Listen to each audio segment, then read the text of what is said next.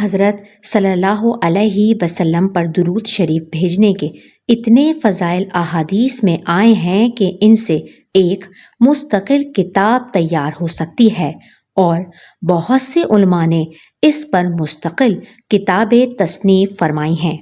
ایک حدیث میں آپ صلی اللہ علیہ وسلم نے ارشاد فرمایا کہ میرے پاس میرے پروردگار کی طرف سے ایک آنے والا آیا اور اس نے کہا کہ آپ کی امت کا ایک شخص آپ پر ایک مرتبہ درود بھیجے، اللہ تعالیٰ اس کے لیے 10 نیکیاں لکھتے ہیں، اس کے 10 گناہ صغیرہ معاف فرماتے ہیں اور اس کے 10 درجات بلند فرماتے ہیں۔ حضرت انس رضی اللہ عنہ فرماتے ہیں کہ آپ صلی اللہ علیہ وسلم نے ارشاد فرمایا، جس شخص کے سامنے میرا ذکر ہو رہا ہو اسے چاہیے کہ مجھ پر درود بھیجے، اور جو مجھ پر ایک مرتبہ درود بھیجتا ہے اللہ تعالیٰ اس پر 10 مرتبہ رحمت بھیجتے ہیں۔